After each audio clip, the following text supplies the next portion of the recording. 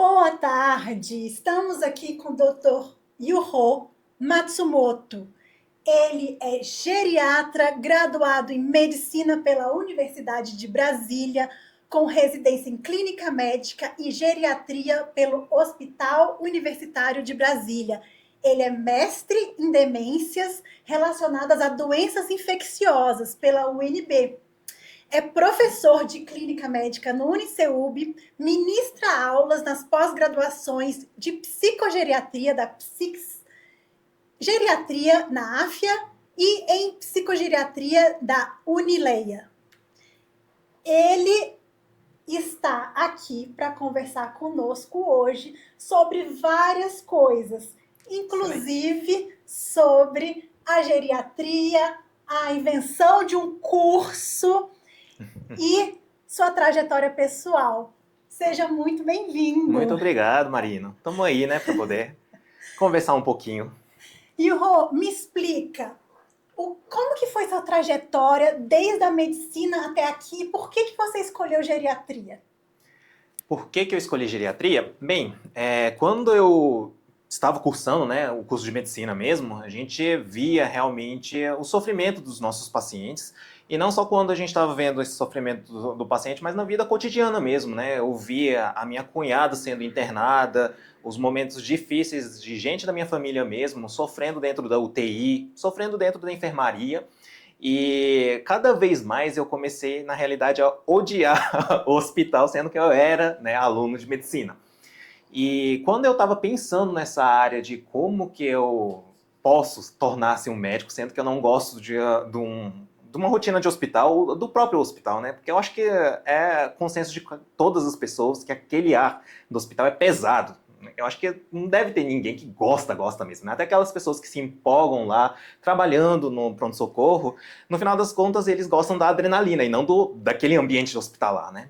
E quando eu fico pensando o que seria um propósito, né, como gente mesmo, para a gente poder fazer as outras pessoas ficarem felizes e eu também ficar feliz, eu fiquei pensando em, literalmente, pensar em tirar os pacientes dentro do hospital. Ainda mais dentro da clínica médica, que a gente via muita gente morrendo dentro do hospital, e inclusive morrendo de uma forma sofrida mesmo, sem ter um final digno. Né? A gente começa a pensar, será que realmente essa medicina tradicional que a gente vê é correto?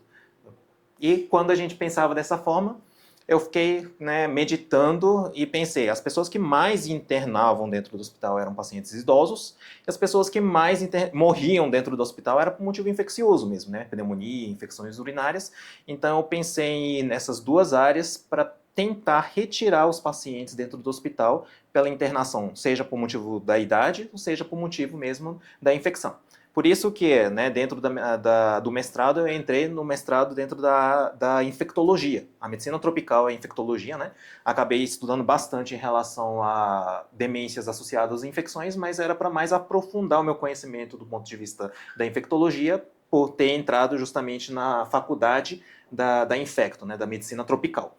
E dentro da geriatria, como que eu sei que são as pessoas que mais internam, eu queria saber técnicas de como eu conseguiria deshospitalizar, retirar os pacientes dentro do hospital para ter, né, uma vida mais digna, É convenhamos. engraçado você falar isso, porque eu também trabalho em hospital, né? Eu sou ultrassonografista, mas o que eu vejo no hospital são os pacientes chegando, os pacientes idosos chegando e ficando lá. A gente não vê essa mentalidade, isso é interessante você falar, eu queria que você me explicasse isso.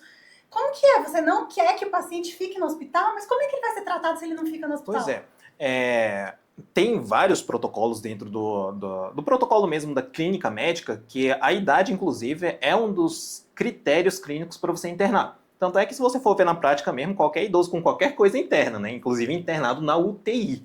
Não é nem questão na enfermaria, né? Ela vai direto para a UTI e sofre lá com aqueles barulhos apitando na cabeça, né? Todos os sofrimentos, todo mundo vendo o sofrimento dos outros também, né? E isso causa bastante mal-estar mesmo, né, dos nossos pacientes. Se a gente for ver o protocolo mesmo da pneumonia, o CURB 65 anos para cima, você pode internar, né? O bom senso, só de estar com 65 anos de idade para mais, se você tiver pneumonia, você deve internar. Só que quando a gente aprofunda o conhecimento na geriatria, a gente entende também que ser idoso é um risco na internação mesmo, porque 50% dos pacientes idosos quando internam delira. Na UTI, essa taxa aumenta para 87%, quase 90% de chance de você delirar dentro de uma UTI se você for idoso. E o delírio em si causa mortalidade, até mesmo que você fica mais tempo internado e acaba pegando pneumonias hospitalares, né, que é muito pior do que uma pneumonia da comunidade. Então, se a gente for realmente estudar profundamente, quanto mais você for fazer o tratamento fora do hospital, você tem um desfecho melhor, inclusive em relação à mortalidade, não só em relação à qualidade de vida, mas até em relação à mortalidade, você vê que você consegue diminuir a mortalidade do paciente se a gente conseguir fazer o tratamento de uma forma ambulatorial. Claro que precisa de um acompanhamento mais de perto, precisa inclusive fazer visita domiciliar, que nenhum geriatra acredita que faz só consultório, né? A maioria do geriatra hoje faz a visita domiciliar até mesmo para poder fazer esse acompanhamento, para não precisar de fazer o tratamento dentro do hospital, como é o caso da maioria dos protocolos, onde você vai lá, só de ter 65 anos para cima, interna o paciente e começa a fazer o tratamento. Ah, então significa que eu nunca vou levar para o hospital? Gente, o hospital é um mal necessário. Tem momentos que de fato não tem como, que é o caso de cirurgia, né? Os casos que você precisa mesmo de internar, isso sempre vai acontecer. O problema é que tem muitos protocolos que você interna sem necessidade, inclusive que você piora se você internar, né? Só que eles levam só em consideração a mortalidade. Então, acima de 65 anos de idade, você tem uma mortalidade alta? Sim, tem uma mortalidade alta. Então, esses pacientes têm que ser internados, é assim que eles, né, o guideline interpreta. Só que ele não interpretou a parte mais importante. Tudo bem, esses 65 anos de idade, todo mundo tem uma mortalidade mais alta, mas isso significa que tem que internar? No hospital vai oferecer um tratamento melhor? Não é isso que acontece na maioria das vezes. Tá? Claro que tem casos que realmente precisa de internar, que precisa de procedimento, precisa realmente disso? Tem. Né? Eu não nego isso. De fato, existe, né, momentos que você precisa do hospital. Mas isso não é a maioria. E só da gente conseguir retirar essa porçãozinha daquelas pessoas que foram internadas de uma forma mal, né, mal internada, literalmente, né, sem uma análise mais aprofundada, se a gente conseguir retirar essa porçãozinha, só com isso você garante uma qualidade de vida bem melhor para essas pessoas, não só qualidade, mas também até em relação à mortalidade mesmo. Eu vou te falar que eu acho isso assim até corajoso do médico e até um pouco de desacordo com a conduta do hospital, não é? Exato. E eu acho eu tenho várias perguntas, eu estou muito curiosa com relação à geriatria e tudo. Uma das perguntas seria para que serve a geriatria, mas você meio que já está explicando. Mas outra coisa, eu queria saber assim, e como que você aprendeu isso? E se você passa isso para as pessoas? E eu sei que você tem um curso, não é? Me conta desse curso, me conta como que eu ensino. A ideia do curso é justamente por causa que eu aprendi geriatria, né? Eu tenho a formação tanto da clínica médica, residência de clínica médica, intensiva inclusive, né? Eu também tenho a formação da geriatria. Você é um clínico também? Eu sou clínico também. Inclusive, tá. Eu trabalhei muito tempo dentro de uma UTI, de uma box de emergência, aquela coisa mais sanguinolenta, né? Até. Mas, quando eu comecei a estudar geriatria, foi um choque mesmo, literalmente choque cultural, porque caiu abaixo todos os conhecimentos que eu tinha da clínica médica, né? Era literalmente aberrante. Como que? A diferença é muito grande. É justamente em relação a isso, né? O quanto que a gente deve ser intensivo em relação à conduta, principalmente hospitalar. Quando eu estava na clínica médica, o que a gente aprendia era justamente interna todo mundo. Tem risco de vida, é para internar todo mundo. Na medida do possível, você tem que invadir o máximo possível para garantir que esse paciente esteja vivo, por mais que isso cause sofrimento. Porque a medicina mesmo é medicina de tempo de vida, né? O que a gente aprende na faculdade, inclusive na clínica médica, é isso que eu aprendi. Mas quando a gente entra na geriatria, a gente aprende que a saúde não é só física. Que a saúde é saúde física, saúde emocional, saúde espiritual, inclusive, né? Até saúde ambiental e social. Então, quando a gente for tratar um paciente, a gente não pode tratar somente o paciente. né? Então, quando a gente arranca aquele paciente daquele ambiente, coloca dentro de uma UTI, isola aquele paciente e trata, pode ser que fisicamente a pessoa vive mais tempo?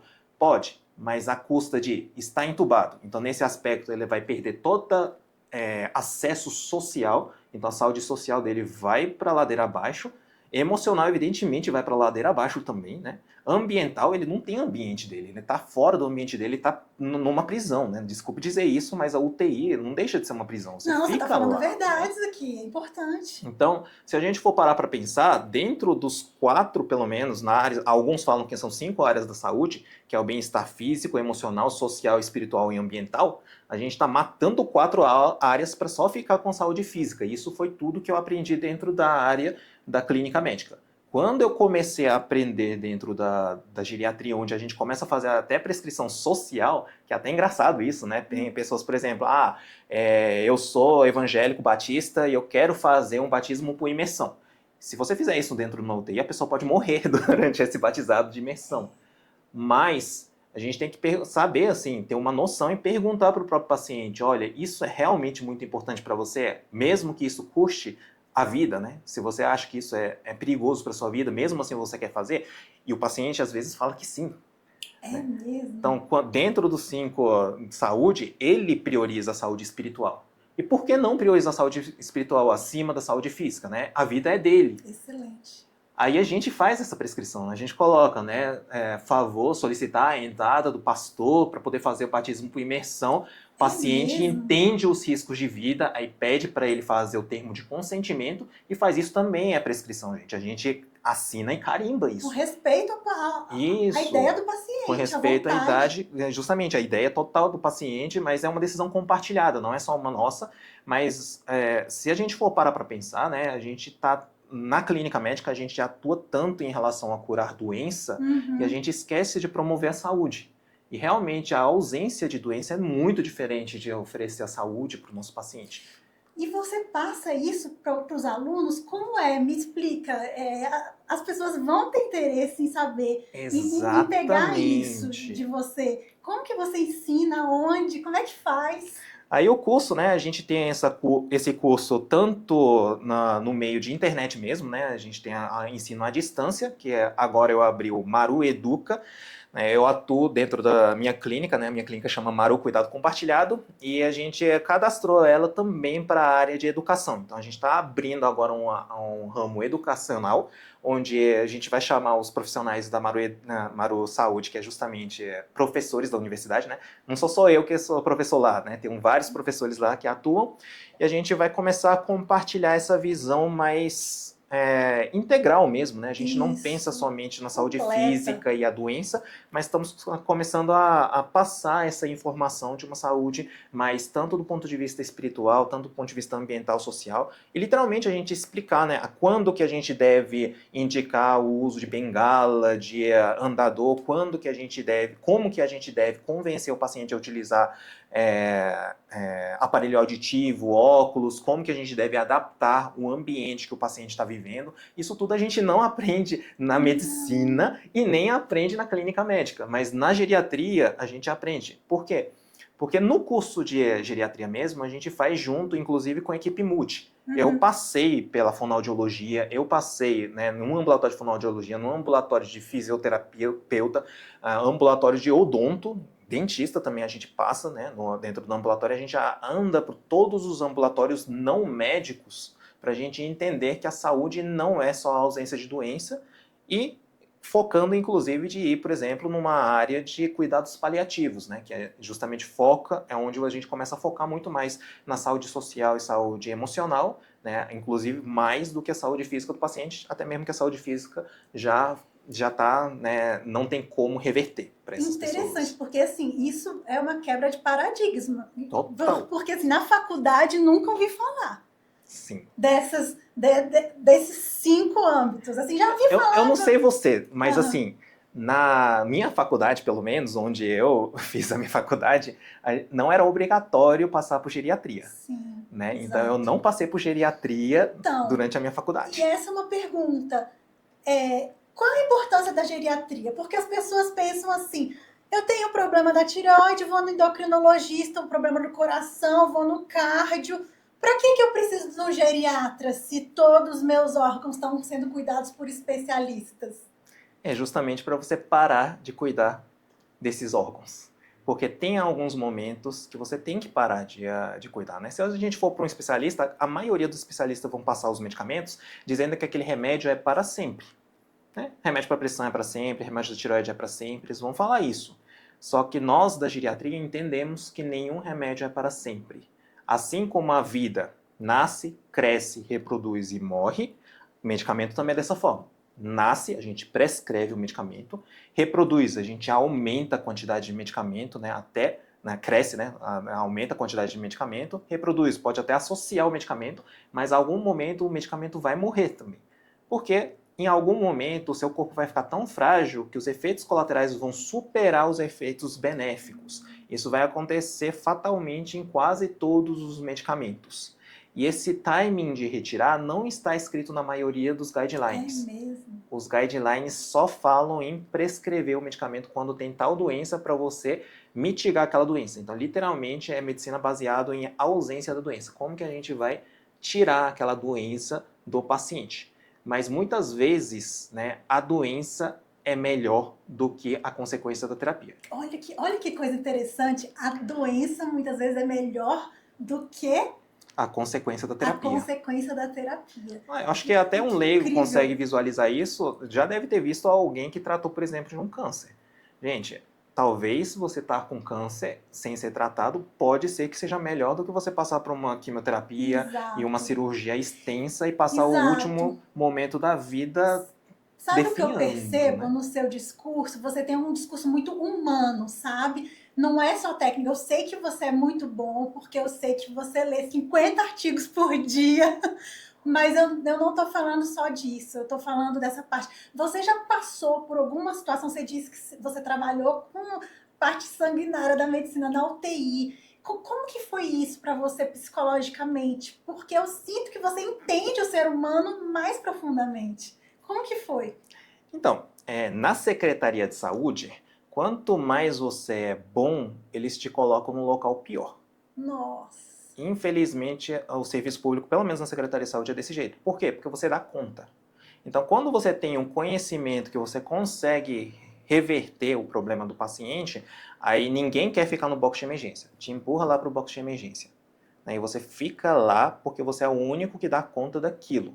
E eu passei por isso por um bom tempo. Não é porque eu queria tornar isso, né? Isso também aconteceu dentro da universidade, quando a gente estava fazendo, né? Sempre tem pessoas que não gostam disso. Aliás, tem muita gente que não gosta dessa área mais intensiva. Então, tem pessoas que ficam escondidas nesse momento, só que quando tem muitos colegas que estão escondidos, né, nesse momento, se você tem um paciente grave, você tem que assumir. E acaba que eu assumia bastante. E, inclusive, eu tive vários problemas por causa disso, até mesmo porque os meus professores achavam que eu queria ser intensivista, né? Porque eu via que assumia essas partes aí, mas eu não gostava, nunca gostei daquilo. Você assumia porque você via que tinha necessidade. Sim, você ia... porque eu ficava agoniado das pessoas morrendo lá. E, né? você tentando fazer o bem pro outro, você não acabou se afetando com isso? Como é que foi? Muito. Até mesmo porque a grande verdade é que naquela situação, né, grande maioria, o normal é você não dar conta de reverter o problema maior do paciente, o paciente ir. Porque para você ter a saúde mesmo, a melhor forma da saúde é preventiva. É ambulatório mesmo para você não chegar naquela situação. Ou se você chegar naquela situação, pelo menos que você chegue naquela situação com seus 90 anos de idade, né? Realmente você chega lá e já está morto, né? Assim, acho que é sonho de qualquer um você morrer com 90 anos de idade na cama, sem precisar nem de ir para o hospital, né? Aquela coisa que você estava vivendo super bem, né? No dia anterior você estava na festa de aniversário da neta e quando amanheceu já Deus te levou. Esse eu acho que é o sonho da maioria das pessoas. E né? foi então, pesado para você esse tempo na UTI? Sim, quando a gente estava nessa situação onde a gente via pessoas, né, com 60 anos, 50 anos, 40 anos de idade falecendo desse jeito, evidentemente ninguém, pelo menos pessoas que estão aprendendo a medicina para salvar as pessoas mesmo, ou pelo menos oferecer uma qualidade de vida, a gente baqueia, né? Até mesmo porque a UTI é um ambiente onde você vai sentir que está matando, inclusive, os seus pacientes. Eu sei que não é exatamente matar, né? Você está fazendo o procedimento, é correto lá, mas logo depois do procedimento, o paciente falece, você fica pensando a noite inteira, será que o que eu fiz, né? Eu errei, será, em alguma parte da área? Será que eu suturei de forma errada? Será que eu abri o paciente de forma errada? Dá uma Né? culpa, Então, dá né? uma culpabilidade muito forte nisso, né? E isso pode levar a pessoa para o buraco. Grande verdade é que eu não aguentei. Né? Eu posso te dizer que eu não consegui aguentar. E o que você teve? Eu realmente respeito muito o povo que trabalha nessa área, que dá conta, né? Eu não sei como que eles dão conta, mas inicialmente eu realmente, só de ir no caminho para ir para a Secretaria de Saúde, eu começava a tremer dentro do carro, suar a mão mesmo, né? Passava mal.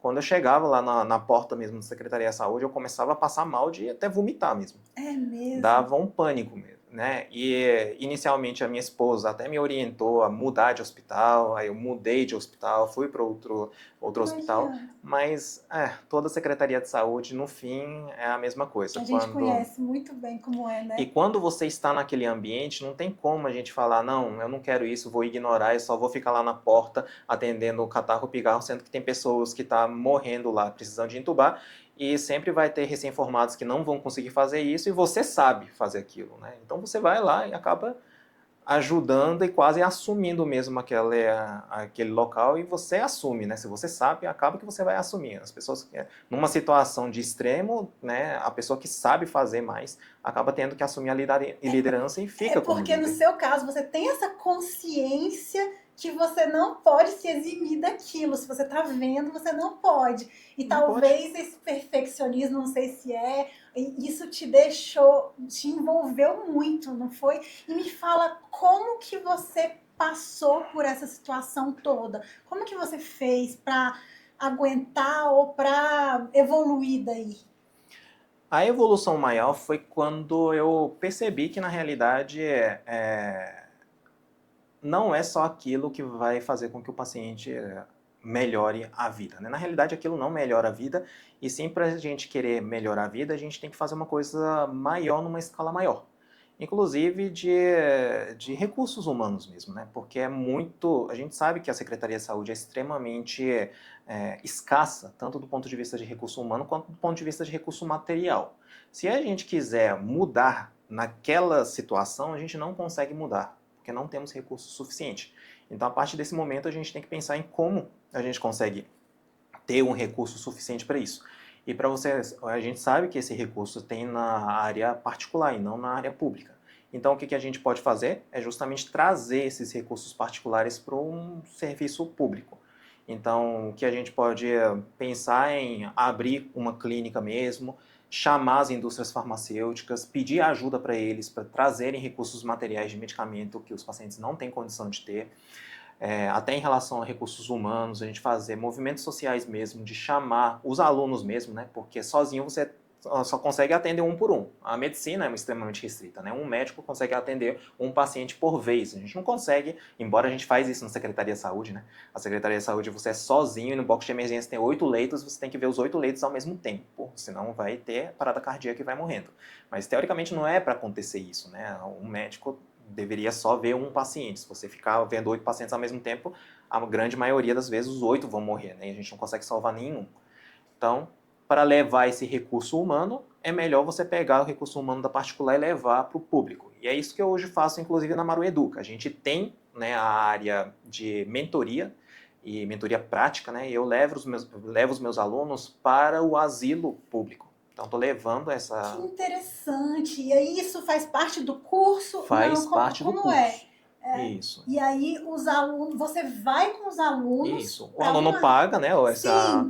Eles têm condição e a gente passa essa condição para as pessoas que não têm nenhuma condição, que é justamente um asilo público. As pessoas não têm condições e são abandonadas do ponto de vista médico. Vocês vão para o asilo, o aluno conversa com o paciente e depois vocês... Discute comigo, né? Reúne todo mundo, faz a discussão do caso e a gente vê qual é a melhor forma de tratamento dentro da condição que o paciente tem. Se o único jeito de tratar é fora da condição que o paciente tem, a gente chama o povo que tem condição para poder apadrinhar essa Ah, é? pessoa, né? Tanto do ponto de vista financeiro, mas também pode chamar o povo daí da área, justamente farmacologia, né? Da farmacêutica, que a gente sabe que a farmácia toda hora vem aqui bater a porta do consultório, né? Pedindo para para prescrever medicamentos. Tá, Sim, eu prescrevo, mas em volta, vamos lá, né? Traz vamos os lá. seus medicamentos, passa para essas pessoas que de fato necessitam, né? E essas pessoas começam a ter o tratamento digno, né? O Eu tratamento fiquei de forma correta. interessada porque você falou de várias partes do seu curso. Como é? Você tem o curso que a pessoa pode assistir online, Isso, mas também tem a a prática. prática, mas você dá algum suporte pela internet, alguma Sim. coisa Hoje a gente tem online? 3 cursos, né? O curso que é a atualização prática, onde você vai para o asilo para poder fazer esse atendimento, né? Que atendimento realmente é a parte que a gente mais aprende, não tem como dizer outra coisa, né? A prática é o que é mais importante de todos. Mas também a gente tem a parte teórica, onde é tudo feito à distância, pela internet mesmo. Ah, que Tem bom. tanto da parte da farmacologia, para quem tá, inclusive estuda fora, né? Eu tenho alunos que estudam aí de Acre, de Rondônia. Essas pessoas vão lá, assistem o meu curso, né? Tem alguns que conseguem vir, inclusive, para Brasília para atender, né?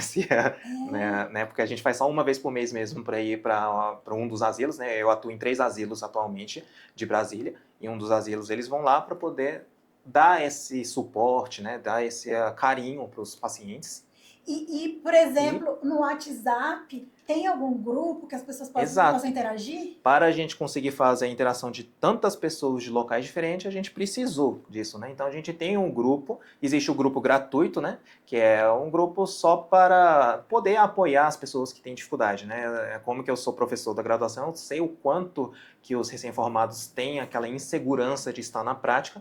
Eu não posso nem dizer só dos meus alunos, né? Eu também tive, não tenho como, né? Claro, você Você vai entende. ainda mais quando vai para um box de emergência da Secretaria de Saúde, e Nossa, a gente fica em pânico.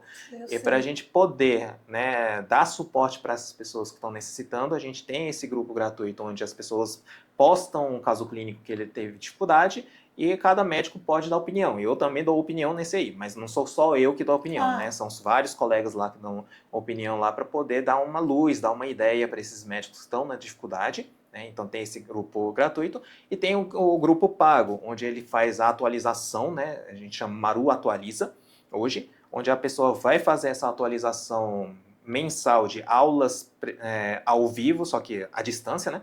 Que a gente faz, e além disso ele está num grupo onde eu lanço algumas perguntas chaves e a pessoa responde essas, né? O grupo todo vai respondendo, vai meditando nessa pergunta, vai refletindo nessa pergunta, uma pergunta extremamente relevante para uma prática médica, né? E a gente faz essa discussão dentro do grupo todos os dias da semana, e dentro desse grupo também, se a pessoa tiver qualquer dúvida numa prática da vida diária, ele coloca no grupo e eu respondo, porque esse aí é grupo pago mesmo, sou eu mesmo que sou responsável para responder. Então a pessoa já pode, o aluno já pode ir atendendo lá na sua cidade, que Sim, aí você pode dar o suporte online no exato. WhatsApp. Ainda mais se fosse ambulatório, né? Ele pode pedir para volta daqui a 2, 3 dias, né? Aí passa esse caso para a gente resolve. A ideia é para resolver mesmo o problema dele, para ele poder resolver a vida do paciente. E isso eu acho que é a forma mais bacana de conseguir mudar o mundo, né? Porque eu sozinho vou conseguir mudar a vida, o mundo daquela pessoa um por vez. Mas se eu passar o meu conhecimento hoje, que realmente eu vejo o diferencial em relação à clínica médica, se eu passar para 200 pessoas vão atuar em várias pessoas. Então você vai ver que expande Entendi. o leque de tratamento, né? A gente consegue literalmente oferecer esse propósito, né? Que é a minha proposta para os meus idosos, né? Oferecer mais independência e autonomia até os 90 anos de idade, onde ele vai morrer na Sim, cama mesmo, sem ir para o hospital. sim, Essa é a meta que a gente quer, né? De sim. deshospitalizar, dar independência e autonomia. E eu não tenho essa pretensão eu mesmo fazer, né? O que eu quero é ter mais pessoas nessa situação onde tem essa felicidade de independência, autonomia, sem ter necessidade, né, disso aí. Eu queria puxar esse gancho, porque eu vejo que você valida muito, valoriza muito o emocional, o social, o espiritual. Sim. Você passa isso no curso também? Com certeza. E Isso é o tem mais aula sobre importante, né? isso? Sim. Aliás, é a parte mais focada dentro da geriatria, né? A gente vê o indivíduo mesmo, né? Não só utilizar um guideline que a gente prescreve igual para todos, Sim. mas é justamente a gente quebrar o protocolo. Aliás, a geriatria, né? A ciência, a geriatria mesmo, é a ciência de você quebrar o protocolo. Porque o protocolo foi feito para 80% dos casos dos pacientes, mas sempre vai existir os 20% que não entram no protocolo, e esses 20% a maioria são pacientes geriátricos, porque o estudo não engloba pessoas acima de 80 anos de idade. Primeiro que tem poucas pessoas que têm mais do que 80 anos de idade que queiram submeter pelo estudo, né? Ainda mais que você precise de termo de consentimento para você poder entrar no estudo. Então, se você for parar para pensar e ler todos as referências do guideline, eu já fiz essa loucura, tá? Porque o guideline normalmente tem uns 200 a 300 referências, né? Eu li todas as referências do guideline e descobri que realmente, se tiver, tem um ou dois que tem pessoas acima de 80 anos de idade. A maioria eles não colocam dentro do guideline isso pela dificuldade de ter pessoas, né, para serem estudadas nesse grupo. Então, a partir desse momento, a gente sabe que o octogenário, a gente não vai poder utilizar o guideline de forma que a gente utiliza para as outras populações. É mesmo. E você falando isso tudo, eu já estou vendo a importância da geriatria mais do que eu via antes. Eu queria te perguntar, assim, para você, qual que é a importância da geriatria para as pessoas que não sabem, que não tiveram geriatria na faculdade, como a gente não teve, né? Sim. Qual que é a importância? Porque eu vejo que a população está envelhecendo. Sim. Mas e aí? A importância maior, na minha opinião, é justamente para você alcançar o seu propósito e não simplesmente você ficar correndo atrás do seu sonho. Porque a gente é bombardeado, até como médico, né, a gente é bombardeado com essas informações que a gente tem que alcançar, tornar-se aquele especialista, um cardiologista, né? E a gente vê, por exemplo, uma pessoa que sonha em ser cardiologista, não consegue tornar um cardiologista porque é muito concorrido para você conseguir chegar até lá, e acaba que, não alcançando esse sonho, né, o coração parte, simplesmente a pessoa entra numa depressão e acaba até desistindo da medicina que ele tanto sonhou. Isso acontece com certa frequência. Quando a gente aprende a geriatria, né, como um propósito, literalmente, da gente oferecer a felicidade diariamente, não só o sonho, que você só pensa naquela felicidade quando alcançar, né, o propósito a gente pensa na felicidade de todos os dias, onde é uma coisa que você pode fazer todos os dias para alguém ficar feliz e você ficar feliz, e não só alcançar alguma felicidade. Né? A felicidade então, é todos os dias. Isso, é uma felicidade todos os dias. Bonito isso. E quando a gente está lidando com a clínica médica, a gente só pensa no sonho. O sonho de você curar uma doença. Então, se você não alcançar aquela cura da doença, você fica triste, você fica insatisfeito. Então, é uma medicina extremamente frustrada, porque o sonho só é dito como sendo sonho porque é difícil de alcançar, convenhamos, né? E assim como a ausência de doença é extremamente difícil de alcançar. Né? Alguma doença a pessoa vai ter. Só que quando a gente aprende a geriatria, a gente vê que a gente não precisa alcançar esse sonho de zero doença, ou sonho de você ter algo, chegar naquele negócio. O que a gente está querendo para o paciente é promoção de saúde. E promoção de saúde é justamente como a gente vai fazer com que o paciente tenha um bem-estar físico, social, emocional, espiritual e ambiental. Tudo isso, quando a gente tenta oferecer para os pacientes, isso é uma coisa diária, não é uma coisa que a gente vai alcançar simplesmente, né? Não estou falando o bem-estar físico. Esse bem-estar físico, por exemplo, melhorar, né, literalmente a sua situação.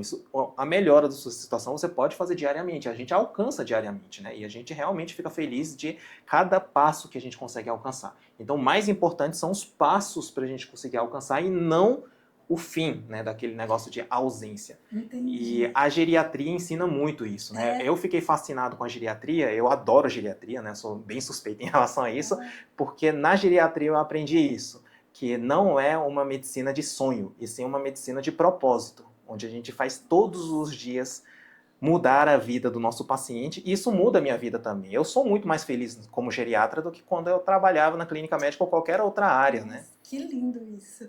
E Eu tô vendo você falar sobre esses todos os âmbitos, eu tô só pensando aqui. E agora, praticamente, quando chega aquele paciente na primeira consulta, chega com 20 remédios que toma, um para dormir, outro para acordar, outro para isso, outro para baixar a pressão, outro que aumenta a pressão.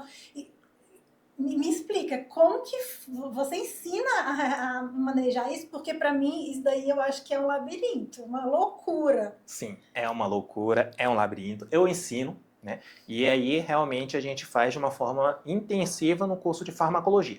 Falei que tem 3, né? Tem a prática, tem a atualizações, né? Onde a gente faz esses debates de casos para ele poder utilizar isso na clínica dele. E tem a terceira, que é o curso de farmacologia, a gente intensifica em relação a interações medicamentosas, que é o cargo-chefe da geriatria, né? Que é justamente você lidar com vários medicamentos que acabam diminuindo a saúde. Melhora a doença, né? Tenta fazer a ausência da doença, mas você acaba piorando a saúde do paciente. Porque no final das contas ele não vai ter exatamente uma doença, só efeitos adversos de remédio. 5 medicamentos é 50% de chance de você ter efeito adverso. Com 8 medicamentos, você já tem quase certeza que vai ter efeito adverso. E às vezes esse efeito adverso é uma náusea ou até rebaixamento do humor. Mas esse náusea e rebaixamento do humor não é classificado como sendo doença, porque é simplesmente um efeito adverso, mas a qualidade de vida do paciente fica péssima, né? E vale a pena isso ou não é o que a gente estuda dentro da geriatria. Boa. E a gente passa isso dentro da geriatria. E você até falou uma coisa interessante em relação à coragem, né? Nossa! Que tem que ter. Admiro demais essa coragem. Até a coragem de tirar do hospital, desse negócio de lidar contra o protocolo, e inclusive no ambulatório também a gente tem que lidar com esse contra-protocolo, porque os médicos estudaram, todos esses médicos que passaram 20 medicamentos estudaram, estão fazendo de acordo com protocolo. Por isso que eu falo, a geriatria é para você quebrar o protocolo. Por que que eu tenho que quebrar o protocolo? Porque esses medicamentos melhoram a doença, mas pioram a saúde do paciente. Nossa, arrasou.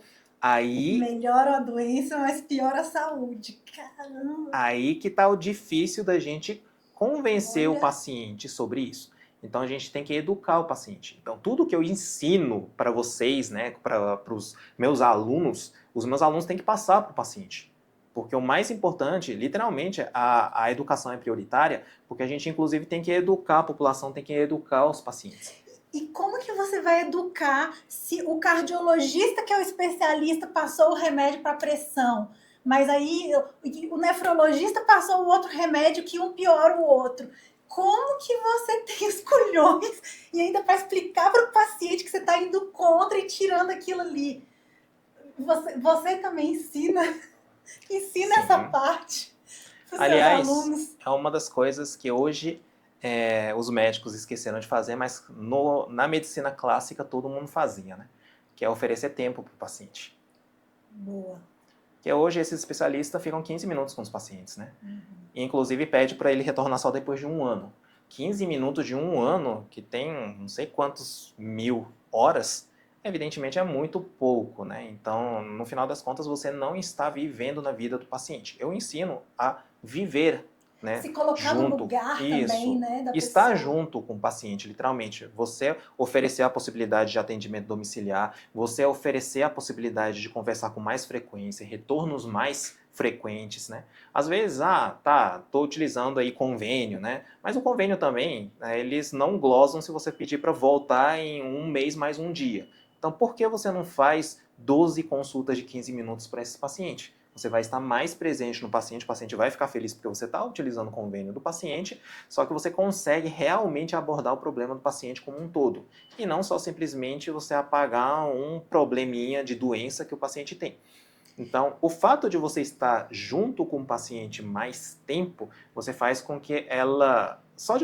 Você não precisa, né, ter mais conhecimento do que o outro para a pessoa confiar em ti. A grande verdade é isso, né? Às vezes você vê o paciente confiando muito mais no charlatão do que o médico que aprendeu, né, o médico muita do coisa. soro colorido, como é que é? Mas por que isso acontece, né? Isso também é científico, gente. Não dá para dizer outra coisa. É porque esse médico charlatão investe mais tempo.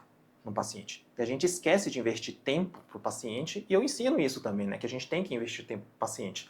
Né? Não estou falando para todo mundo ser charlatão, nada disso, né? Estamos falando que diferentes. você tem que utilizar até a técnica do charlatão para você, inclusive, aprender a convencer o paciente. E a técnica de convencimento também existe, tá, gente?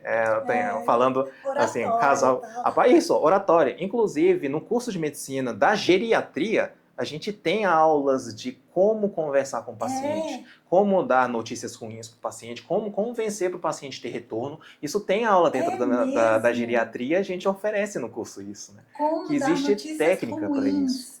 Nossa, isso o que o povo não sabe, né, que a conversa também, gente, é ciência. Tanto é que existe o psicólogo. O psicólogo, o tratamento dele é tudo baseado na conversa.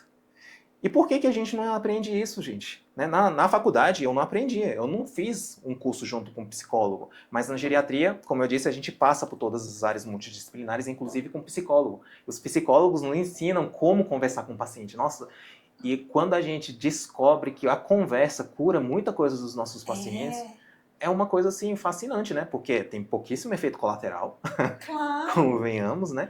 A pessoa fica, de fato, né, melhora a saúde da pessoa. E o idoso, muitas vezes, ele tá mais um pouco excluído da sociedade, não é? Talvez esteja até carente, até da família e tal. Então, isso daí talvez tenha um efeito muito grande, benéfico, Exato. Não é? E aí, voltando, né, para sua pergunta de... E aí, como então que você consegue fazer com que o paciente vá para minha conduta e larga a conduta de outro médico especialista que estudou sobre aquilo? É justamente isso. Quando a gente começa a conversar direito com o paciente, né, oferece essa possibilidade, o paciente começa a ter empatia contigo. E a partir do momento que a pessoa começa a ter empatia, ela começa a entender que você está querendo o bem para ela, né? Ela sente que você está querendo fazer o bem para ela e ela começa a aderir para o seu tratamento. E adere e muito ao seu tratamento. A ponto de, qualquer momento que você vai para o pronto-socorro ou para outro especialista por outros motivos, né, de intercorrência, ele sempre vai ligar ou vai voltar no consultório perguntando: doutor, eu posso mesmo utilizar esse medicamento? O que o senhor acha? Eu sempre quero a sua opinião. Porque o senhor você é o que dá o médico assistente. A última cartada ali, né?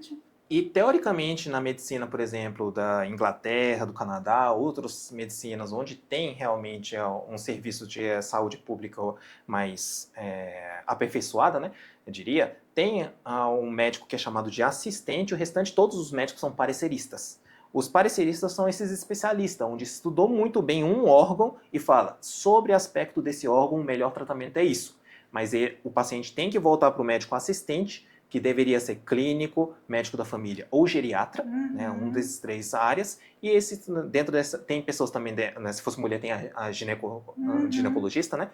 Aí, através dessa pessoa, que é o médico assistente, que conhece todos os órgãos como integral do paciente, ela vai falar: realmente vale a pena esse parecer desse especialista. Ou fala: não vale a pena esse parecer desse especialista, porque, né, infelizmente, vai piorar a outra parte do corpo que não está associada àquele órgão que ele deu o parecer. Mas não é assim que acontece no Brasil. No Brasil, todos vão para vários especialistas e tomam todos os medicamentos de outra especialidade sem ir para o médico assistente, porque é inexistente médico assistente, infelizmente. E quando tem médico assistente, esse médico assistente é muito mal orientado, né? A grande verdade é isso. A gente vê, até na faculdade a gente brinca, né, dizendo que é o médico cachorro, que fala au toda hora, né? Ao especialista tal, ao cardiologista, ao endocrinologista, né? Fica nessa brincadeira. Mas é verdade, gente. Tem muita gente que infelizmente não tem uma formação boa para poder fazer essa mediação de vários especialistas. Sim, por isso que eu acho importante ter esse conhecimento de clínica médica, né? Mas o que eu acho interessante também é que você, com toda essa sua especialização, esse seu conhecimento abrangente, você juntou isso tudo para fazer um curso para passar isso tudo. E eu acho que essa perspectiva que você está dando é uma perspectiva totalmente diferente do que a gente conhece por aí, não é? Dos hospitais, tanto das faculdades. E isso que eu queria te perguntar: qual que é a perspectiva futura da geriatria, sabe? Pode ser substituída pela IA? Não pode? No futuro, você acha que vai dar bom para a geriatria? Bem, primeiro que os idosos vai só aumentar a quantidade, né? Então a área da geriatria acredito que vai ser a área do futuro mesmo, literalmente. E eu acredito que é muito mais fácil você ser substituído se você só segue o guideline. Porque é muito mais fácil do ponto de vista de programa, a gente colocar, né, faça de acordo com esse guideline. Se você tornar-se um especialista que só segue o guideline, o IA vai te substituir, infelizmente. Por causa que, justamente, se fosse para agir sobre o protocolo, né, a inteligência artificial vai ser mais rápida. E a velocidade, muitas vezes, faz a diferença para fazer alguma coisa de pronto-socorro, de coisas de guideline, onde a gente tem que fazer um tratamento em massa. Mas a partir do momento que a gente vai individualizar o paciente, inclusive fazer contra o protocolo, levando em consideração até a espiritualidade e até, né, a parte social, porque quando a gente fala de parte social, inclusive, é literalmente você pensar na saúde do familiar, acima do próprio paciente. Né? Até pode soar assim, triste e contrassenso, mas assim, sendo geriatra poder falar uma coisa dessa, né? Mas o próprio paciente tem menos expectativa de vida do que os cuidadores. Convenhamos, né?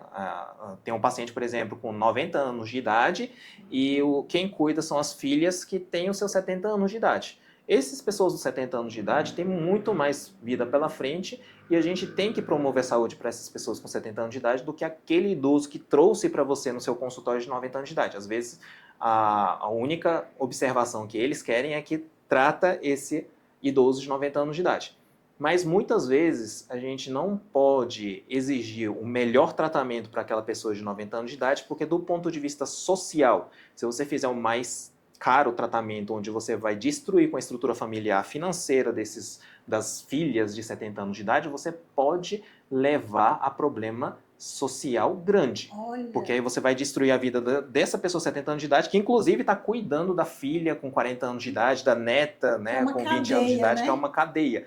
Aí você vai priorizar essa pessoa com 90 anos de idade utilizando tratamento de ponta. É isso que a medicina tradicional faz. Utiliza o tratamento para aquela pessoa de ponta que está morrendo, mas as outras pessoas começam a ter falência econômica, inclusive. Aliás, nos Estados Unidos, o maior motivo de falência, né, é por motivo de saúde. Né, a falência econômica é por motivo de saúde. E aqui também não vai ser tão diferente assim. Então, se a gente ficar simplesmente, friamente técnico e começar a fazer todo o tratamento somente para esse idoso de 90 anos de idade, você pode destruir a família inteira. E como que a geriatria leva em consideração também a parte social, espiritual, ambiental do paciente, a gente somos, né, o médico que dá o freio nisso. Fala, basta. Se você ir mais do que isso, você vai causar mais problemas para as pessoas ao redor. E não só a pessoa. Então a gente centra nisso também. A gente também, na verdade, abre a visão, né, para isso. E eu acredito que essa visão a inteligência artificial não vai conseguir. Com certeza. Porque você, como geriatra, é o condutor do trem, não é? O trem tem vagão do cardiologista, do nefro, do pneu, né? E você está conduzindo, não é? É uma medicina extremamente complexa, eu assumo em relação a isso. Eu passo, inclusive eu quero que os meus alunos me superem em vários aspectos, né? Esse é o meu sonho.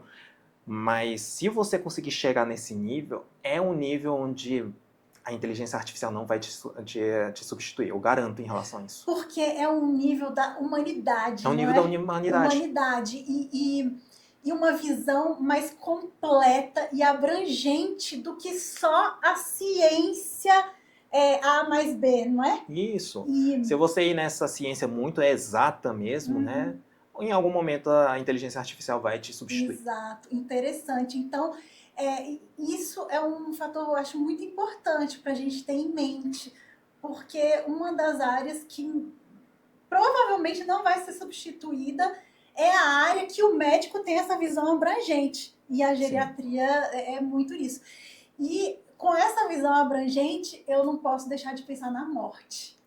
E eu queria te perguntar, o que você aprendeu, o que mudou a sua perspectiva sobre a morte depois que você fez geriatria? Como que você lida com isso? O que você vê nos pacientes?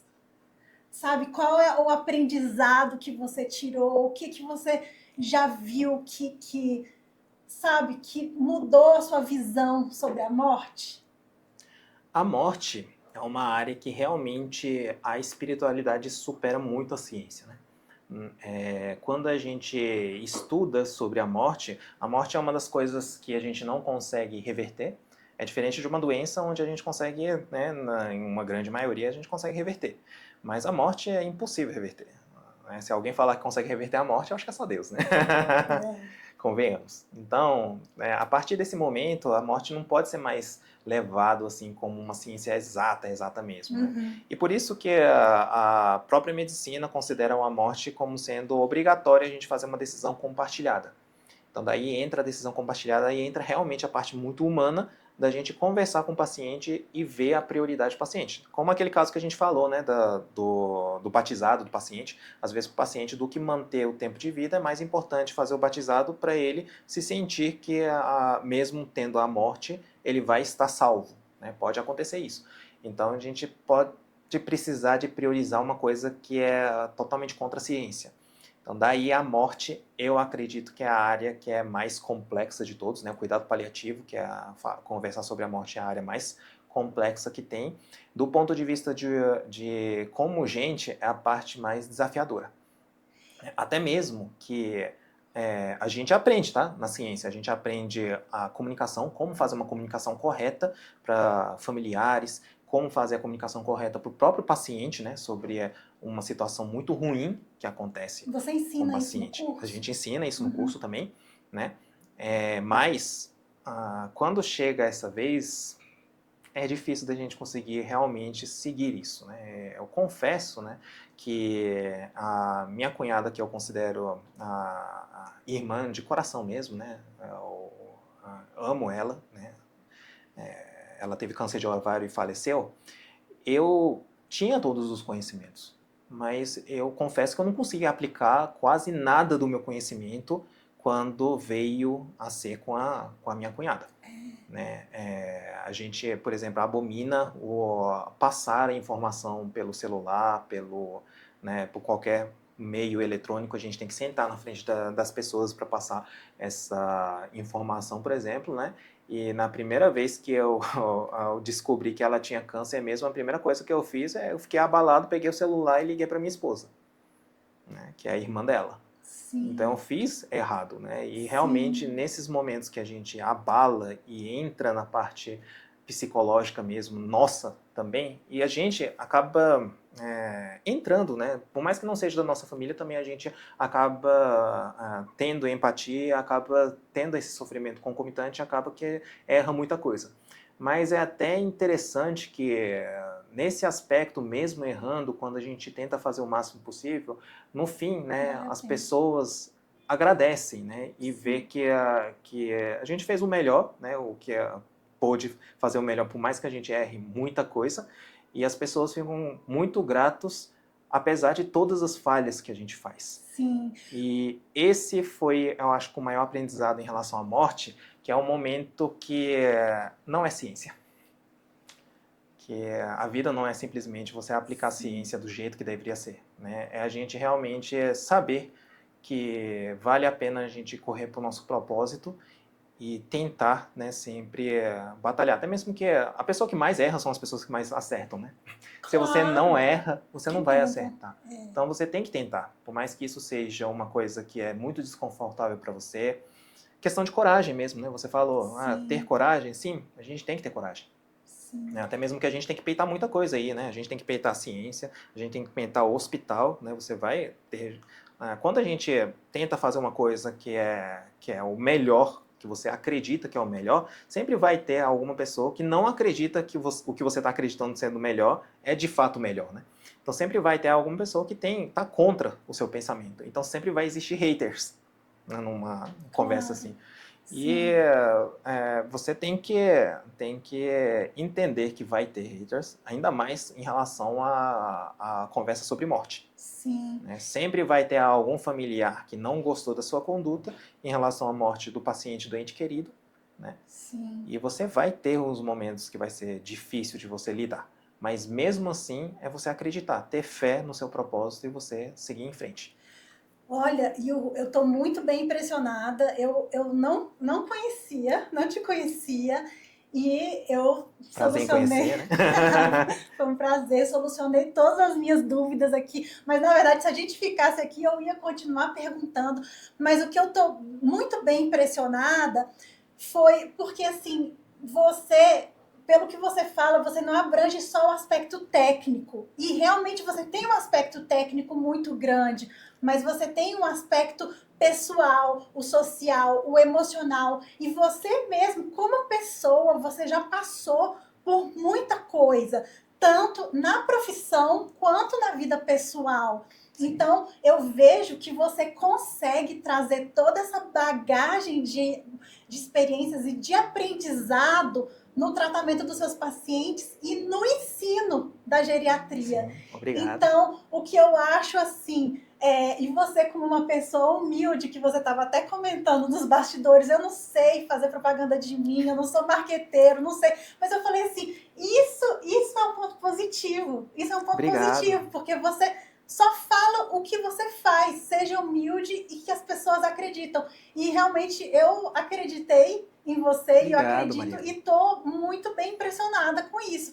E eu queria dar os parabéns e eu espero que esse curso seja o máximo, que Amém. você Deus tenha muitos abençoe. alunos, não só porque eu estou te vendo aqui, porque eu estou te entrevistando, mas porque eu realmente acho que você tem coisas boas para passar. E eu acho que as pessoas precisam aprender isso, porque a gente não teve isso na faculdade, essa visão mais abrangente. Sim. Então, essa parte humana, sentimental, social, espiritual, além da ciência, é extremamente importante. Então, eu queria te agradecer.